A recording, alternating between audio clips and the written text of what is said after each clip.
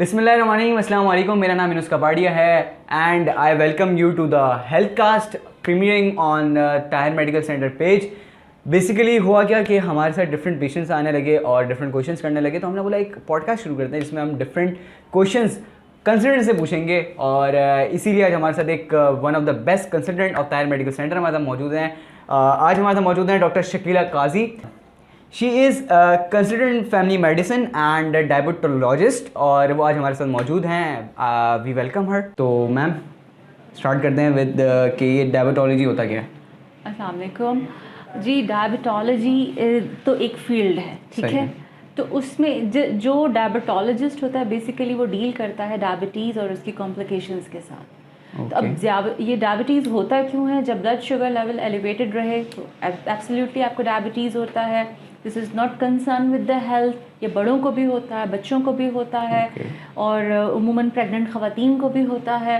तो ये बड़ी कॉम्प्लिकेटेड बीमारी है जिसमें बहुत सारी पेचीदगियाँ होने के चांसेस होते हैं, जिस वजह से इसको बड़ा ही हम कहते हैं कि ख़तरनाक बीमारी है। ओके सही। तो मैम आप सर्टिफाइड फूड केयर स्पेशलिस्ट होती हैं, तो उसके बारे में आप क्या कहेंगी? मतलब ये बेसिकली होता क्या है? फूड केयर देखिए, जिस तरीके से बाकी तमाम पेचीदगियाँ होती हैं जिसमें आँखों के अमराज, गुर्दे के अमराज, दिल के अमराज, उसी तरीके से डायबिटीज़ के लोगों के पाँव के अमराज बहुत ज़्यादा होते हैं, जो कि 10 से 15% हर शुगर का मरीज़ अपने पाँव के अमराज में मुब्तला होने के चांसेस होते हैं। उसके होता क्या है इनिशियली के पाँव सुन होना, मरीज़ को ठंडे गर्म का एहसास नहीं होता।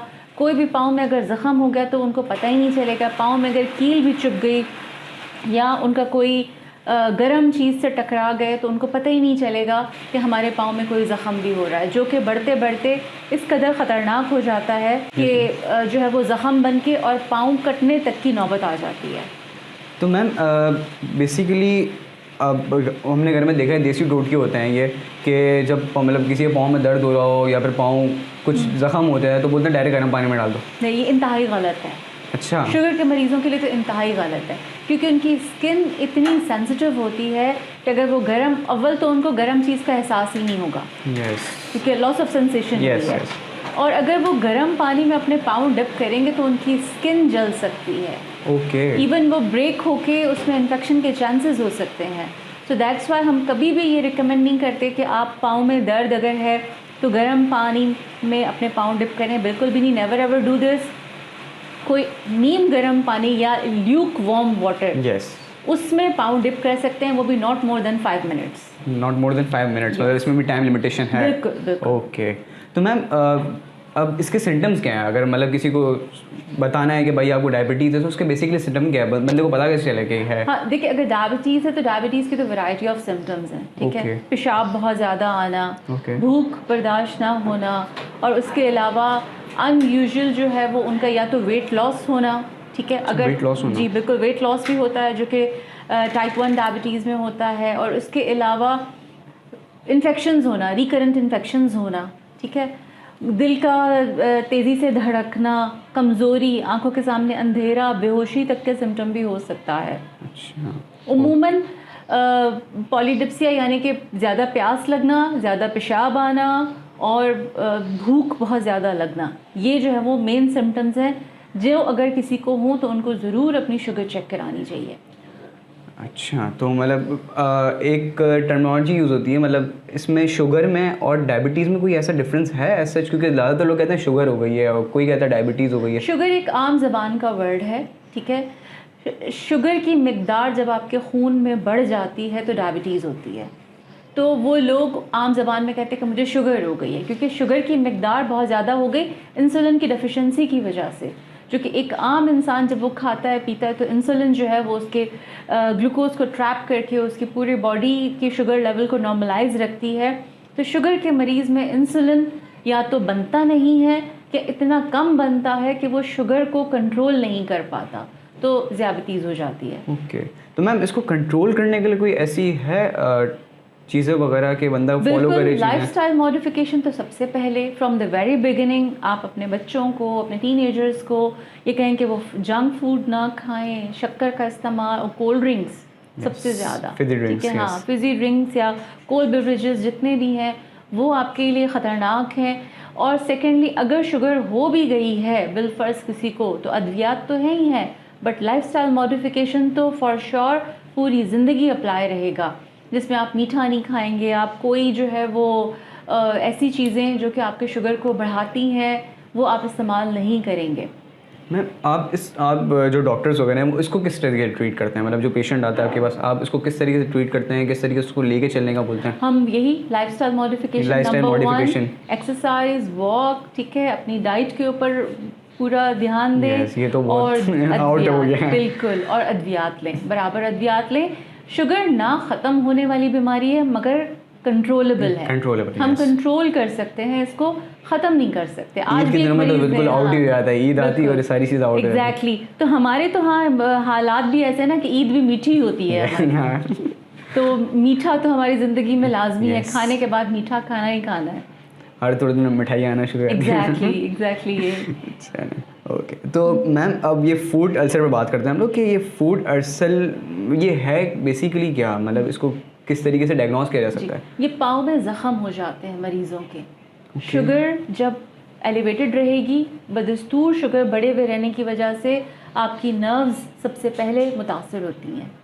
नर्व्स मुतासर होंगी, आपकी पैरों की सेंसेशंस लॉस हो जाएंगी।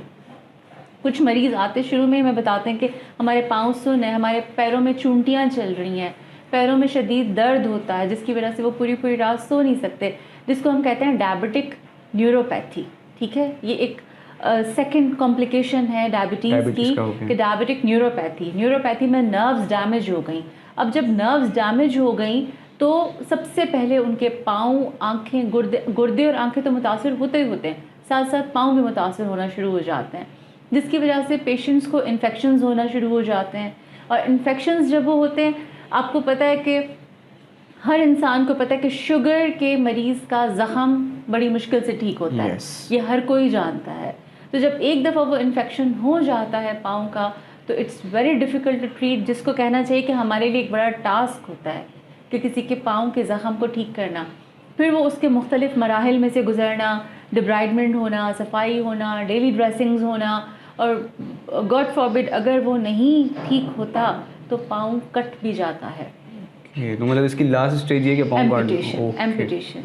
तो दैट्स वाई जो जिस टॉपिक पे मैं ज़्यादा कीन थी कि मैं इस पे बात करूं वो डायबिटिक फुट, क्योंकि हमारे यहाँ एम्पुटेशन का रेशो बहुत बढ़ गया है। और अगर किसी को माजूरी से बचाना है तो पैरों की निगहदाश्त ज़रूर करनी पड़ेगी आपको। अगर आप फ्रॉम द डे 1 से पैरों की निगहदाश्त करें, अपने डॉक्टर को बताएं, और अब तो बहुत अच्छे हमारे पास टेक्निक्स आ गई हैं कि हम इनिशियली फुट केयर का एग्ज़ामिनेशन कर लेते हैं, डॉपलर्स करा लेते हैं कि कहीं पेरिफेरल वेस्कुलर डिजीज़ तो नहीं है, शरियानों में कोई ब्लॉकेज तो नहीं है। जिस तरह से दिल की शरियानों में ब्लॉकेज हो जाती है और बाईपास होना पड़ता है, इसी तरीके से पैरों की शरियानें भी ब्लॉक हो सकती हैं। तो उसकी वजह से पैरों को खून की सप्लाई नहीं होती, इसकी वजह से जी, और खून की सप्लाई रुकने की वजह से इस्केमिक फुट हो जाता है, और वो बिल आखिर इन द एंड काटना ही पड़ता है। तो किसी को भी अगर माजूरी से बचना है तो शुगर के मरीज़ों को सबसे पहले, जैसे हम अपने फेस का ख्याल रखते हैं ना, वैसे ही हमको अपने पाँव का ख्याल, फेस के लिए तो इतनी क्रीमें पड़ी हुई थी सबके घरों में। जी बिल्कुल, एस्थेटिक्स के पास जाते हैं, हम अपने फेस को सुबह शाम क्रीम लगाते हैं, खूबसूरत रखने की कोशिश करते हैं, तो पाँव को सबसे ज़्यादा ज़रूरत है ख्याल रखने की। अच्छा मैम, इसकी मुझे बताएं कि कोई एज लिमिट है डायबिटीज़ होने की, या फिर diabetes food ulcer? No age limit, कभी भी हो सकता है शुगर, कभी भी किसी भी एज में हो सकती है। टाइप 1 तो पैदाइशी होती है जो कि छोटे बच्चों को होती है, जेनेटिक के थ्रू होती है, और टाइप 2 जो है वो कभी भी किसी वक्त भी हो सकती है। और वही चीज़ कि अगर आप अपना हेल्दी लाइफस्टाइल नहीं रखोगे तो जो बीमारी आपको 60 पे होनी थी वो आपको 30 पे हो जाएगी। ओके, तो ma'am what is the value of treating diabetic foot ulcer, मतलब इसका क्या तरीकाकार कैसा है, कैसे आप लोग इसको? जी, फ्रॉम द जैसे हमारे पास पेशेंट आता है किसी फुट अल्सर के साथ आता है, तो हम उनको सफाई, डिब्राइडमेंट होती है, उनकी एंटीबायोटिक्स शुरू होती हैं, डेली ड्रेसिंग्स होती हैं, और साथ साथ हम उनका जो है वो उनको लाइन ऑफ ट्रीटमेंट दे रहे होते हैं कि जी किस तरीके से आपने अपने पाँव का ख्याल रखना है। इसके लिए कोई क्रीम्स वगैरह यूज़ होती है ना? No, topicals are not applied, और उनका कोई रोल नहीं है। क्योंकि काफ़ी पेशेंट्स होते हैं वो अपने पास क्रीम्स रखते हैं पैरों के लिए, पैरों पे रगड़ होते हैं बैठ के उसको। वो गलत है, वो क्रीम लगाना गलत है। आपको अगर लगाना है अपने पैरों को तो आप पेट्रोलियम जेली लगा सकते हैं, but not in between the fingers. In between the fingers आपको खुश्क रखना है, क्योंकि ज़्यादतीस के मरीज़ों को फंगल इन्फेक्शंस बहुत जल्दी हो जाते हैं। तो फंगल इन्फेक्शंस जो होते हैं वो फिर आगे चल के और ख़तरा पैदा कर सकते हैं। तो इस वजह से आपने अपने पैरों को खुश्क रखना है, मॉइस्ट ना रहे। आप इतनी क्रीम लगाएं, ये नहीं कि आप पूरा उसको भर दें क्रीम के साथ। आप इतना रखें कि आपके पाँव मॉइस्चराइज्ड हों, और in between the finger webs जो होती हैं हमारे, उनमें आपने नहीं लगाना है क्रीम। क्योंकि मोस्ट टाइम ये होता है कि ना लोग डॉक्टर के पास नहीं आते हैं, उनको लगता है ना कि यार अब हो गया, नेट पे सर्च कर लिया, गूगल पे सर्च कर लिया, वहीं से क्यूरिंग निकालना शुरू कर दिया अपने आप से करना। वो ज़्यादा ख़तरनाक है। जो फेसबुक की नॉलेज या यूट्यूब की नॉलेज जो है वो ज़्यादा ख़तरनाक है। आप अपने डॉक्टर से मशवरा करें, डॉक्टर के पास जाएं, उनसे पूछें, जो डॉक्टर आपको तजवीज़ करता है। अभी तो हमारे पास बहुत अच्छे पोडियाट्रिस्ट हैं मौजूद हैं कराची में। अब पोडियाट्रिस्ट जो कि फुट केयर स्पेशलिस्ट होते हैं, आप उनके पास जाएं, वो आपको अपने नेल्स कभी भी खुद ना काटें। नेल्स का मैं भी आपके पास आने वाला था कि किस तरीके से करने हैं डायबिटीज़ वाले। जी जी बिल्कुल, क्योंकि शुगर में उमूमन नज़र भी कमज़ोर हो जाती है, आपको पता नहीं चलता। आपने अगर अपना डीप नाखून काट लिया, उससे आपको गोश्त कटने के चांसेस होते हैं, स्किन वो ख़राब हो जाती है। नाखून अपना हमेशा सीधा काटें, जो एजेस हैं उनको छोड़ दें, ठीक है। तो वो अगर आप डॉक्टर के पास जाएं, पोडियाट्रिस्ट के पास जाएं, बेहतर है कि उन्हीं से नाखून कटवाएं, या घर में अगर कोई और है तो उनको कहें वो आपके नाखून काटें। तो मैम ये डायबिटीज़ के जो पेशेंट्स होते हैं उनका एक फुट का बता रही है, फंगस वगैरह भी हो जाता है, तो वो अपने जूते के सिर, क्योंकि जूतों का बहुत ज़्यादा इफेक्टिव होते हैं जूते ना। बिल्कुल बिल्कुल, कभी भी तंग जूते ना पहने। अगर आपने नया जूता ख़रीदा है तो उसको इनिशियली जो है वो आप हाफ़ एन आवर से ज़्यादा ना पहने, ताकि वो थोड़ा सा लूज़ हो जाए। उमूमन नए जूते जो होते हैं वो तंग होते हैं। आगे से बंद वाले जूते नहीं होने चाहिए, खुले जूते होने चाहिए, जैसे कीटोज होते हैं, ठीक है, वो आपके लिए अच्छे होते हैं। स्लीपर्स जिनके पीछे से, सैंडल्स जिनके पीछे से भी कवर हो। पेशावरी चप्पल टाइप के जूते ना पहने, तंग जूते ना पहने, हवादार चप्पल हो ताकि आपके पाँव को हवा भी लगती रहे। ओके, तो मैम इसकी जो इमीडिएट जो होती है, आपको फर्स्ट स्टेज जो दिखाई देता है वो क्या होता है फर्स्ट स्टेज, ताकि बंदा अगर उसको लगे कि डायबिटीज़ हो गया तो उसका फर्स्ट स्टेज क्या होना चाहिए?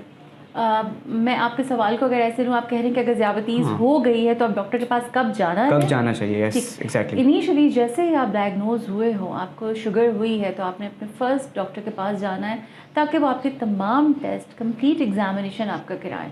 उसमें आपके आँखों का, आपके गुर्दों का, आपके दिल का सब मुआयना होगा, सारे टेस्ट होंगे। फिर ईयरली बेसिस पे आपको अपने आँखों के डॉक्टर को, गुर्दे के डॉक्टर को, दिल के डॉक्टर को दिखाना है, ठीक है।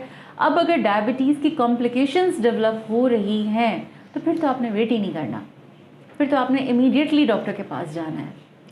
मैम अब इसको सेशन को थोड़ा सा एंड की तरफ लेके चलते हैं, तो आखिर में मैं ये पूछना चाहूँगा, आप थोड़ा सा अपनी एजुकेशन के बारे में बताएं। How did you pursue to this? Actually I did MCPS and MRCGP in family medicine.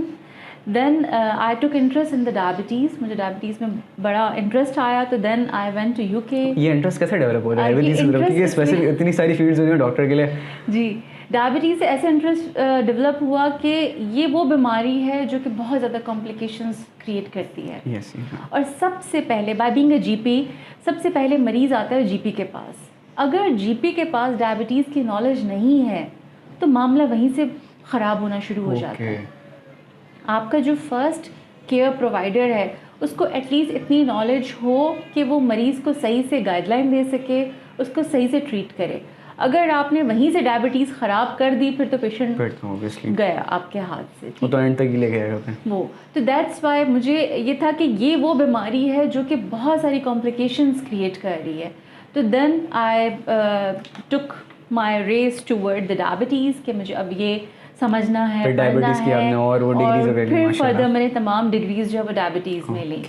And then foot care, जो कि कराची में बहुत कम डॉक्टर्स हैं जो कि फुट का ट्रीटमेंट कर रहे हैं, एक बकाई है।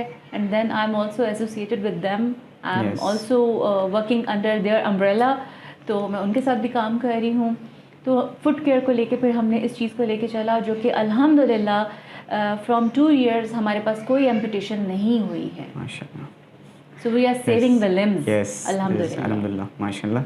तो ma'am let's take to the end, और बस आखिर में आप बताएं कि फूड के टिप्स लोगों को बताएं कि किस तरीके से वो अपनी डाइट को मैनेज करें, किस तरीके से वो अपने फूड को मैनेज करें कि वो डायबिटीज़ से बच सकें, रेशियो ऑफ डायबिटीज़ वो कम हो. रेशियो ऑफ डायबिटीज़ से सबसे पहले वही लाइफस्टाइल. आपका लाइफस्टाइल अच्छा है, आपको डायबिटीज़ नहीं होगा.